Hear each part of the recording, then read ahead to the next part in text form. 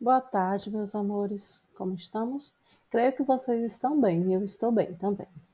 Então, hoje nós vamos estudar a forma de resistência de alguns setores da sociedade brasileira durante o período da ditadura militar.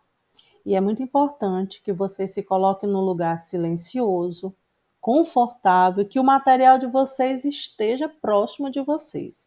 Gente, é muito oportuno esse momento que nós estamos vivendo no sentido de nós fundamentar os nossos estudos. Esse momento vai nos dar condições de estar no lugar da nossa casa que nós gostamos de estar, silêncio, o nosso material ali, e aí nós vamos fazendo as leituras, sublinhando, escrevendo aquilo que for necessário escrever, e vamos dar condição de ter um aprendizado ainda melhor, tá certo? Não vamos fazer desse momento um terror. Vamos fazer de um momento novo, onde a gente vai aprender de uma maneira nova. Tudo bem, meus amores? Então, vamos começar os nossos estudos, por assim dizer. Resistência na imprensa. Olha só, vocês estão vendo aqui vários jornais da época, ou uma imprensa, como foi chamada no tempo, imprensa nanica. Aí nós vamos já já conhecer por conta do nome, não é? Mas um dos mais importantes da época foi o Pasquim. E nós vamos descobrir por quê. A imprensa brasileira foi profundamente afetada pelo governo durante a ditadura militar. Nós vimos que durante a ditadura militar, o governo, ele simplesmente controlava todos os segmentos da sociedade. E aqueles que eram contrários ao governo, eles eram reprimidos e punidos, e muitas vezes até mandado embora do Brasil. Embora do Brasil vamos, bem modesto da minha parte. Então, vamos lá. Muitos jornais que faziam oposição ao regime militar, eles foram fechados. E os veículos de comunicação que conseguiam se manter no mercado das comunicações, eles acabavam tendo muito cuidado com a censura, e muitos deles foram censurados. Algumas redações de jornais e editoras de livros tiveram edições impressas apreendidas e destruídas, além da prisão dos seus diretores e editores. Ou seja, naquele momento, o governo brasileiro, ele controlava a imprensa, censurando, fechando e até punindo quem se colocasse contrário ao governo daquele momento. Insatisfeito com as condições impostas pelo governo, alguns jornalistas criaram periódicos independentes, que é aquilo que eu chamei lá no começo de imprensa nanica, onde eles noticiavam de uma maneira irônica, com humor, onde muitas vezes o governo não percebia que através da ironia e do humor eles estavam denunciando atos que eles não consideravam corretos, que o governo estava praticando naquele momento. E um desses jornais que teve, um desses periódicos que teve uma circulação e foi muito importante foi o Pasquim. E por quê? Teve uma grande aceitação do público leitor. E esse Pasquim, ele teve um destaque na imprensa justamente no momento que a imprensa sofria a censura. Jornais eram fechados, jornalistas eram punidos, editores, revistas inteiras, jornais inteiros eram apreendidos, eram destruídos, e isso fez com que a imprensa brasileira do momento ela sofresse a opressão do governo, não permitindo essa imprensa noticiar, denunciar os atos que eram contrários à população brasileira naquele momento. Então, continuando, resistência estudantil. Essa é a parte que me chama muita atenção. Durante a ditadura militar, a União Nacional dos Estudantes, a UNE, foi uma das principais representantes do movimento estudantil. Entre outras atividades, seus membros desempenhavam um relevante papel social. E qual era esse papel? É importante, meus amores, vocês compreender que naquele momento os estudantes daquela época eles tinham uma compreensão tão grande dos acontecimentos, da opressão que a sociedade brasileira estava sofrendo, da forma como a imprensa brasileira estava sendo censurada, da forma como estava sendo conduzido o Brasil.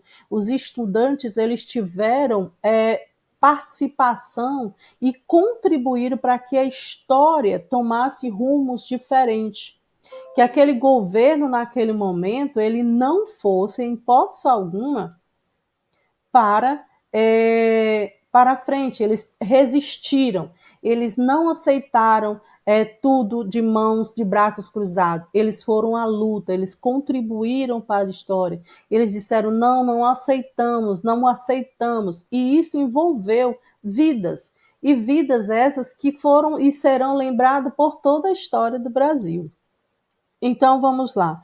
Com a repressão vigente no período, o movimento estudantil perdeu parte de sua capacidade de mobilização. Por conta do governo, o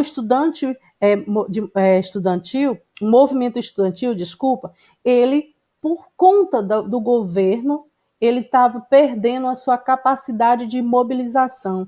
E isso fez com que algumas atividades políticas elas fossem feitas de maneira clandestina.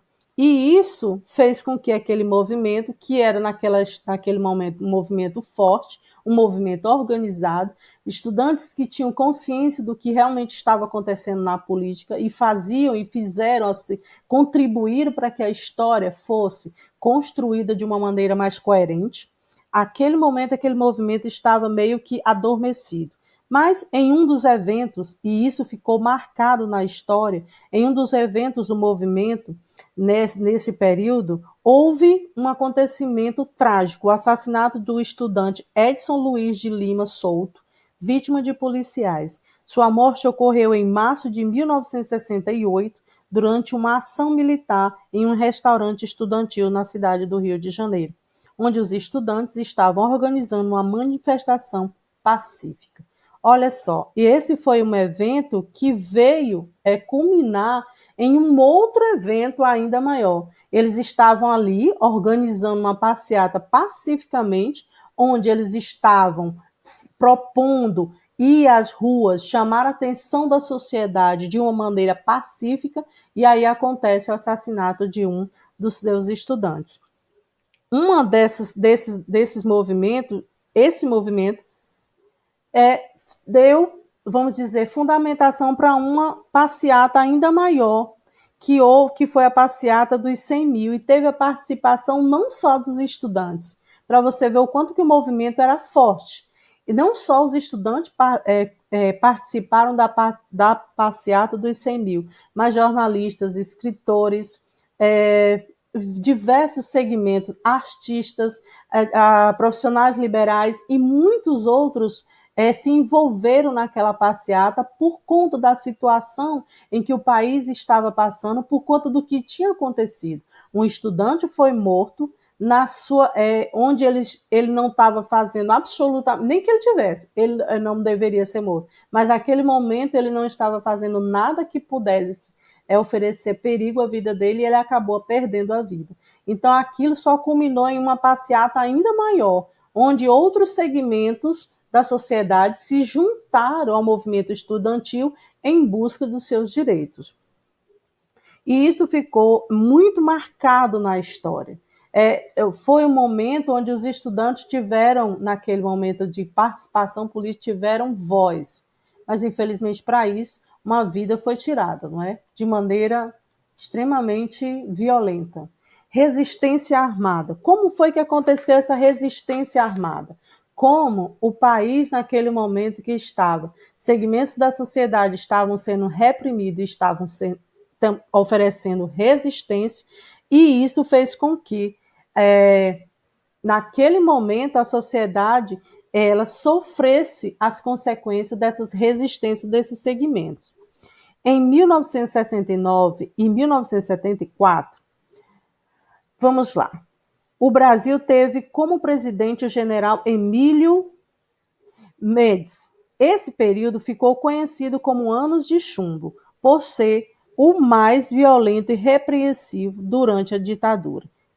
foi um movimento onde houve extremamente a opressão dos segmentos da população, que era contrária ao governo, e esse governo ainda era mais opressor ainda, por conta que ele usava de violência para fazer a sua opressão. Sobre forte influência de ideais comunistas e de movimentos revolucionários como a Revolução Cubana, formou-se diversos grupos de resistência armada em áreas urbanas e rurais, como o Movimento Revolucionário 8 de Outubro, a Ação Libertadora Nacional, ALN, Vanguarda Popular Revolucionária. Esses grupos, eles se organizavam e eles eram compostos por diferentes pessoas de setores da sociedade, como estudantes, operários, camponeses e ex-militares, que agiam principalmente por meio de assaltos para conseguir dinheiro e armas para seus movimentos. Houve também sequestros de diplomatas estrangeiros com a intenção de trocá-lo pela libertação de presos políticos. E assim aconteceu a revolta armada, a resistência armada. Foi violentamente reprimida pelo governo para o combatente da guerrilha do Araguaia, por exemplo, ocorrida entre os anos de 1971 e 1974, nas matas do rio Araguaia. Na região amazônica, o Exército construiu uma base militar e postos militares na região. Para combater cerca de 70 guerrilheiros, o governo mobilizou aproximadamente 10 mil soldados, executando a maior parte dos membros das guerrilhas. Olha só, há uma oposição, né? Enquanto eu tenho uma quantidade aqui que luta por seus direitos, eu tenho uma quantidade ainda maior de opressores que vão oprimir aqueles que estão lutando pelos seus direitos. É muito. Nesse momento, meus amores, eu gostaria de dizer para vocês que vocês façam uma leitura do texto, que vocês possam dar coesão a essa videoaula, fazendo as suas anotações, fazendo as suas atividades com êxito, e é muito importante. Todas as vezes que vocês forem fazer as atividades, voltem no texto, façam a leitura do texto, para que vocês possam fundamentar os nossos estudos. Bons estudos e até a próxima. Tenhamos todos uma boa tarde, que possamos fazer as nossas atividades com êxito, atividades essas que estão propostas no nosso roteiro. Tchau e até a próxima.